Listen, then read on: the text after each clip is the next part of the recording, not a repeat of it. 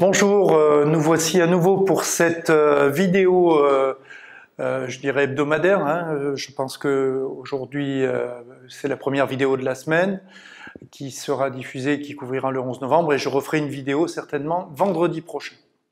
Vendredi prochain, qui sera disponible tout le week-end. Premier point, comme d'habitude, c'est un point sur le Covid, donc sur l'épidémie.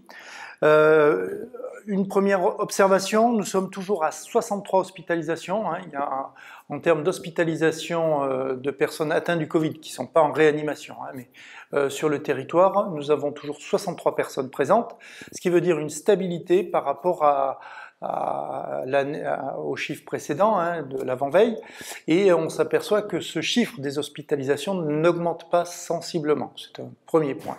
Un deuxième point, sur les réanimations, nous sommes à 15 réanimations. Nous étions à 14 le chiffre précédent, donc avant-hier. Donc on voit sur les réa que nous avons un peu plus de personnes. Et surtout, nous avons eu une arrivée de 4 personnes le même jour, ce qui a perturbé bien sûr certainement ce service de réa et a obligé l'hôpital à augmenter le nombre de lits de réanimation, qui est passé de 15 à 20 lits disponibles. Et comme vous le savez, l'hôpital peut augmenter encore sensiblement ce chiffre. Je sais qu'il y a eu un reportage sur France 2 qui tirait la sonnette d'alarme sur le nombre de places disponibles en réanimation. On a une possibilité d'évoluer. Ça donnait l'impression qu'on était au maximum, on peut toujours évoluer. En revanche, à chaque fois que nous évoluons, nous diminuons d'autres services hospitaliers et de fait, nous retardons certaines interventions, ce qui n'était pas l'objectif dans la situation actuelle. Sur les tests, donc nous sommes à 472 tests ont été réalisés et 64 tests positifs, ce qui fait un taux de 13%. Et là aussi, notre taux d'incidence, qui était avant-hier à 318, aujourd'hui descend à 310. Donc on voit que ce taux d'incidence commence à diminuer, comme au niveau national d'ailleurs. C'est certainement la conséquence des règles de confinement qui sont appliquées et qui permettent progressivement de réduire ce taux. Les observations qu'on peut faire sur cette situation restent les mêmes, c'est-à-dire qu'on sait que le virus circule, qu'il est présent. À titre personnel, j'ai rencontré ce matin 2 amis qui avaient subi le Covid. Ils reprenaient leur travail, ils avaient quand même été fortement affectés par cette maladie, même s'ils n'ont pas été ni hospitalisés, ni bien sûr mis en réanimation. Mais on voit que le virus circule, on a tous dans nos amis ou nos proches des gens qui ont été atteints. Donc il y a la situation, je dirais, normale de pathologie classique, où on peut rester chez soi, et puis bien sûr il y a le stade plus grave, qui nécessite une hospitalisation, voire un passage en réanimation. Donc il faut rester vigilant, gestes barrières, port du masque, règles d'hygiène, se laver les mains, c'est fondamental. Et surtout être très prudent dans le cercle familial. Le cercle familial et le cercle amical, logiquement, on ne devrait pas avoir de rencontres entre amis, mais on peut parfois sur le lieu professionnel, peut-être baisser la garde ou moins faire attention. Si on porte le masque, si on respecte les distances, on évite le Covid. Heureusement d'ailleurs, puisque les services qui sont en réanimation, qui sont confrontés au Covid permanent, tous les soignants seraient atteints. Donc c'est bien parce qu'ils appliquent les règles qu'ils ne sont pas affectés par le Covid. Donc soyons vigilants, soyons prudents, c'est essentiel. C'est donc pas non plus à la panique. C'est vrai que la région Auvergne-Rhône-Alpes est souvent citée par les médias, mais il semblerait que ce soit surtout sur la Haute-Loire, le CHU de Clermont par exemple, ne connaît pas, bien sûr connaît l'épidémie du Covid, mais pas dans des proportions trop forte, il y a des places disponibles. J'en parlais ce matin avec le directeur de l'hôpital, donc il me disait qu'il y avait des lits disponibles au CHU de Clermont, mais par contre la Haute-Loire, du fait peut-être de la proximité avec Saint-Étienne, connaît une épidémie très très forte. Donc soyons vigilants. Deuxième point sur ce Covid, je donne quelques nouvelles des EHPAD, particulièrement ceux de la ville d'Aurillac. Donc sur les EHPAD relevant directement de la mairie, on est bien évidemment très vigilant, les règles sanitaires sont strictes, hein, les visites sont toujours possibles, mais dans des conditions très précises, et il faut qu'on reste encore une fois très prudent dans les EHPAD parce que il y a bien évidemment beaucoup de personnes âgées et le virus pourrait malheureusement faire des dégâts sanitaires très importants. Point suivant, c'est un rappel sur la réserve civique. Le dispositif existe toujours et il est toujours sollicité. Il est sollicité dans des écoles. Hein. J'ai vu des communes proches d'Aurillac qui avaient fait appel à la réserve civique pour aider justement ces écoles à faire face aux situations de cantine ou aux différentes interventions.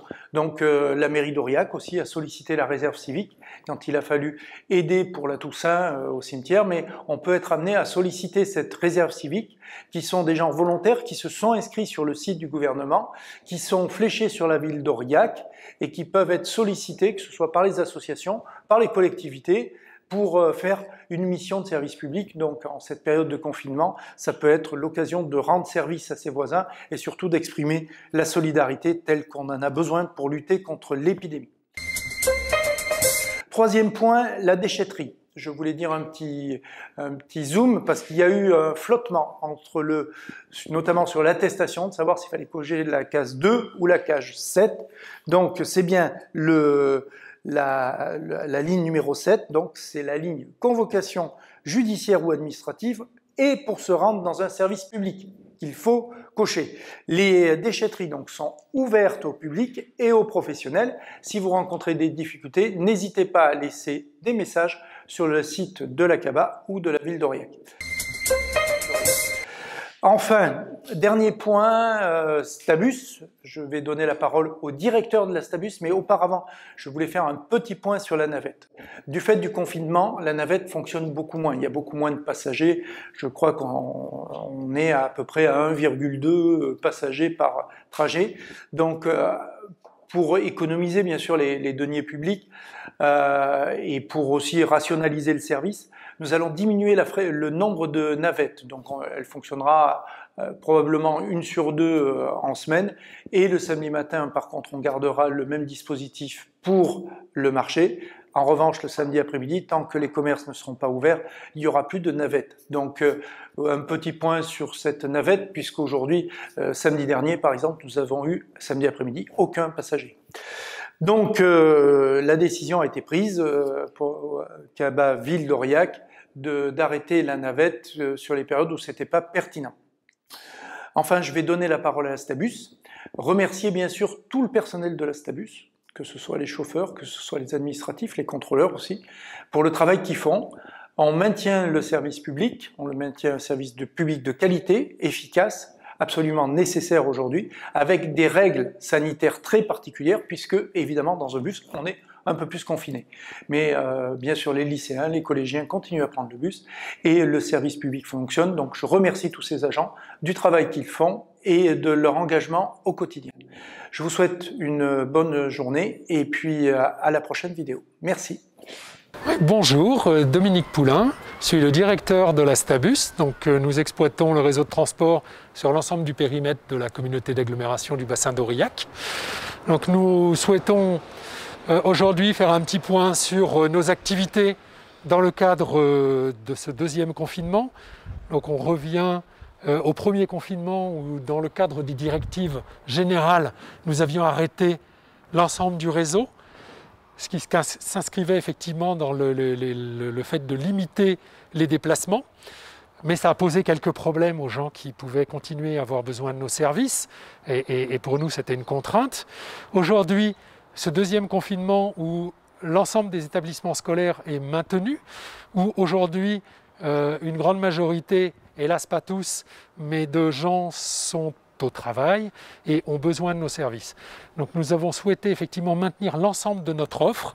Donc nous maintenons l'offre scolaire donc celle qui représente le plus d'engagement en véhicule. Ceci pour permettre de ne pas avoir des véhicules qui soient archi pleins. Nous avons également maintenu un certain nombre de doublages que les usagers et les collégiens et lycéens connaissent bien le matin, qui nous permet de mettre des véhicules supplémentaires avec des dessertes directes des établissements scolaires principaux sur Aurillac. Au-delà de ça, bien sûr, aujourd'hui, tout le monde le sait, il faut porter le masque pour accéder dans les véhicules de transport en commun. C'est aussi un respect vis-à-vis de chacun des citoyens. C'est un geste civique important. Je ne porte pas uniquement mon masque quand je monte dans le véhicule, mais je le conserve quand je suis dans le véhicule. Ça, c'est très important. Un trajet sur le secteur d'Aurillac, que ce soit du transport urbain ou du transport périurbain. Le transport périurbain dessert l'ensemble des communes de l'agglomération et il est très important, à la fois effectivement pour les scolaires, mais à la fois pour certains actifs qui sont nos usagers réguliers et qui ont besoin de nous pour venir travailler sur le secteur d'Aurillac. Donc le port du masque effectivement est un engagement de l'usager, de notre côté et avec l'ensemble des équipes de Stabus. Ça je le souligne, l'ensemble des équipes de Stabus, les conducteurs en premier lieu, l'activité de maintenance, l'activité administrative, l'activité commerciale, l'ouverture de nos agences commerciales, de nos dépositaires, qu'il faut citer, ne s'est pas interrompue. L'aspect de la désinfection des véhicules. Nous désinfectons l'ensemble de nos véhicules tous les jours. Ça peut être fait en journée, l'après-midi, par des équipes de personnel de Stabus qui ont été formés. Nous avons acheté des produits, nous avons acheté des appareils qui permettent de le faire et par le biais de notre prestataire régulier, l'entreprise Senet, qui fait également ces désinfections le soir. Donc l'ensemble des véhicules est désinfecté tous les jours. Nous observons aussi le niveau des fréquentations. Et pour ça, l'implication des conducteurs est totale. Ils connaissent très bien le réseau. Les conducteurs tournent au niveau des lignes, donc ils connaissent toutes les lignes. Donc ils ont les habitudes et ils nous font part effectivement des éléments de fréquentation. Point de vue clientèle, toutes les remontées, donc s'il y a quoi que ce soit qui ne va pas, on le fait remonter à notre direction qui en prennent compte et font des changements. Nous voyons que nos usagers apprécient. On voit même qu'ils montent dans les bus, il n'y a aucun souci, ils ont le masque, ils ne rechignent pas pour le mettre, ils sont bien en règle et tout, ils ont bien compris le système que nous avions mis en place. Nous, conducteurs, on est protégés par un rideau, nous avons le masque aussi. Je ne dirais pas qu'elle soit plus basse, parce que je vois quand même que sur les heures de pointe, nous avons du monde. Nous avons quand même des usagers qui travaillent et qui prennent quand même les transports aussi. Et pour les parents ou tout, ça simplifie beaucoup qu'on puisse les prendre et les amener sur Aurillac. Parce que moi, je fais un petit peu d'extérieur et tout. Et je vois qu'à l'extérieur, on a quand même beaucoup de monde aussi.